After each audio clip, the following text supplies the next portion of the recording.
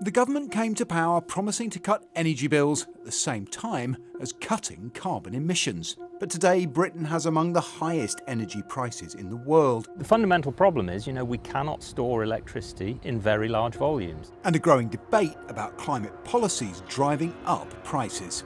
The cost of it is completely ludicrous. So as consumers learn what will happen to prices this winter, how can we get bills down? I think I'm paying about half the bills I used to pay. And is there any quick fix for Britain's energy crisis? To answer the question, we need to start here. We now take all of our gas from the national grid system. With Tony and a phone call. Oh, sorry, somebody is trying to get hold of me now. Yeah, you do what you need to do. When the national grid needs power, Tony's one of the people they ring.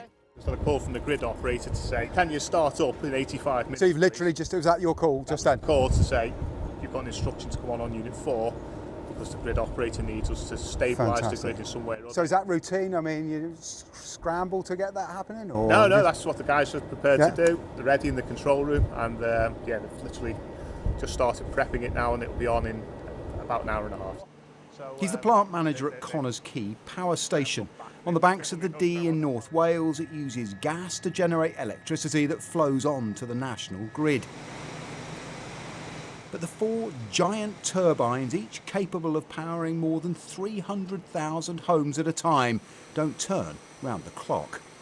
They're switched on and off as required to help fill the gaps when renewable power is not available. If we have a lull in the wind or a weather front change unexpectedly, then there'll be a deficit of the generation required for grid stability, and we'll be asked to come on either by the grid operator or by our own trading organisation. So that's the role that gas-fired power plays. It fills the gap in a sense. Yes, it does, yes. Absolutely flexible generation when required. While the UK is shifting to renewables, gas remains central. So when gas prices soared after Russia's invasion of Ukraine, bills for households and businesses followed. But it's not just about the price. We talk a lot about gas being the reason our energy bills are so high, but it's not about how much we use. Renewables are frequently providing more electricity than gas. It's about its role, its flexibility. Without plants like this that can fire up at short notice to fill the gap that renewables can't, the grid simply wouldn't function. And the way our electricity market works, that means it's often the last and the most expensive unit of power on the grid, and that sets the price for everyone. The question of how we bring bills down depends in large part on how we break that exposure to gas prices. The boss of one of Europe's biggest energy providers told us gas will remain central to the energy mix for years. You're paying for the hundreds of hours when they're not used, but they're still there and they're ready to go, and they're ready to go at a moment's notice. And that has to be paid for, and we cannot predict in advance when that moment's notice will be, and that's why it's so critical. And that isn't going to change for decades, even with more renewables. No, I mean, the fundamental problem is, we cannot store electricity in very large volumes, and so we have to have these plants ready to generate when customers need it. You are an international company, you operate across Europe. Can you identify the reasons that the UK's got the highest prices in Europe? We have quite a lot of policy costs in our energy bills in the UK. If we remove those from energy bills and put them into general taxation, that will have a big dampening effect on energy prices. But fundamentally, it is about gas. Maddie and Richard said goodbye to gas years ago. Their suburban Surrey house is optimised for low-carbon heat and power. A heat pump can keep an old house warm then? Oh yes, no problem about that. It's only a question of how much heat you need. On the inside, we've just replaced the boiler. If the government has a vision of the ideal home, this is probably it.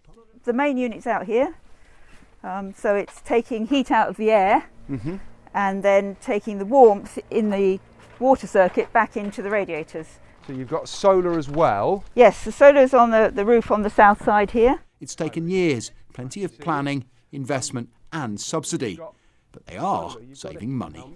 You've got double glazing. Yes, and we've got a battery. Okay, so it sounds like you've got all the equipment, you've done everything you can. Can you put a number on total spend, solar power plus solar panels plus heat pump? If we were doing it today, Yeah. the heat pump would be about 13, the solar panels would be about 10, and the battery would be about 4. But we've done that over 20 years. Has it saved you money? It saves us a lot of money. We have cheap electricity for the whole house at night, and then during the day we can use the energy from the battery first before we have to buy normal price electricity. The story of this house is a microcosm of the energy transition. There may be dividends in future, but the upfront cost of the race for clean power is being paid today, leaving the UK with among the highest energy prices in the world. Britain's national grid was built in a hurry in the 1920s and 30s, connecting largely coal-fired power stations to cities. It expanded in the 50s as nuclear power came on stream, and in the 90s the dash for gas started to displace coal. But connecting new solar and offshore wind requires a new network of undersea cables and pylons. The biggest grid expansion will come here, in Scotland. It's the engine room of renewables, but for now, a lot of that power has nowhere to go.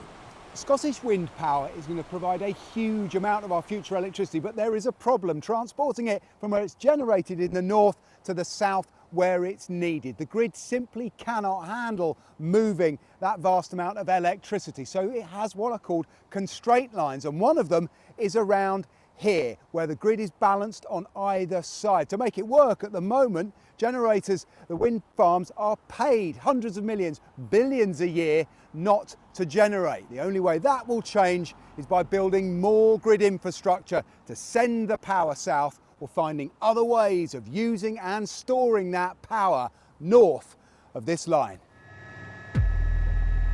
Hydroelectricity is part of the answer. Tummel Bridge has been operating for more than 90 years, converting water captured in the hills into reliable power. The water comes from the aqueduct up above us, 45 tonnes of water per second through each machine. Wow. It's a really significant volume. And that and the noise we can hear is just the water moving. Happening right now, yeah. SSE has a plan to build a huge pumped hydro plant in the Highlands, using excess wind power to store water, effectively a giant battery. We have a phenomenal renewable energy resource in Scotland and in the north of the country, but sometimes it's difficult to get that to the south where the majority of the demand is. So being able to use that electricity to pump water up a hill and keep it for when it's needed is a huge asset as we try and really have a genuine renewable system. But the cost of managing the grid and subsidising renewables is rising, pushing up bills even as gas prices have come down. Wholesale electricity prices, set mainly by gas, have fallen from their 2022 peak to around £80 a megawatt hour this year. But subsidies for new offshore wind are rising and could reach £100 a megawatt hour next year. Stubbornly higher bills have helped shatter the political consensus. Net zero was a Conservative policy. Why have you ditched it?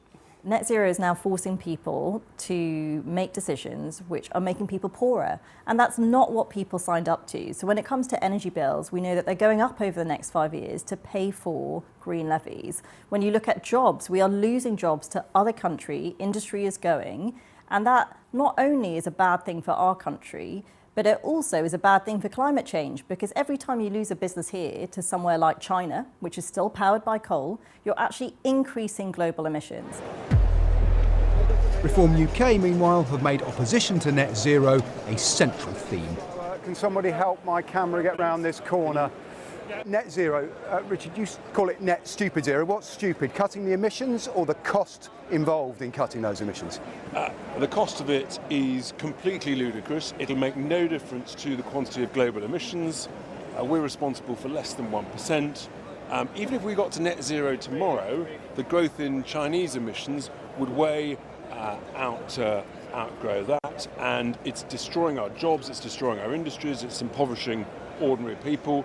We were never told this at all. What does the grid look like? Where are we getting our power if you're in charge? No renewables at all? No more renewables at all. They've been a catastrophe. That's the existing wind power, are we going to use that or not? Until they expire.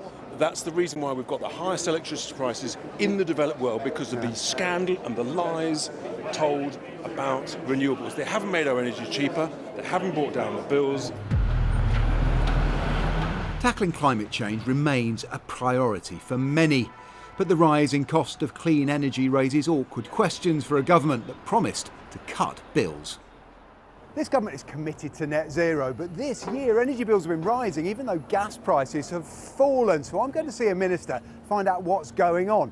When will our energy bills come down? And could green policies actually be pushing them up? The truth is, we do have to build that infrastructure in order to remove the volatility of fossil fuels from people's bills.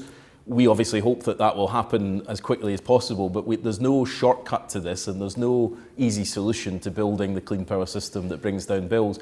And our opponents talk about gas being an alternative, but of course we would have to build new gas at huge cost as well. The cost of subsidy is going up, isn't it? And that is driving up bills. Well, I don't agree with that. The cost of subsidy is increasing because of global cost of building things, but it's still significantly cheaper than it would be to build gas. And look, there's a bigger argument, I think, here that we're all still paying the price of the volatility of fossil fuels. And in the past 50 years, more than half of the economic shocks this country's faced have been the direct result of fossil fuel crises across the world. Chancellor Rachel Reeves has promised to cut energy costs in the budget to ease the short-term pain of delivering long-term gain.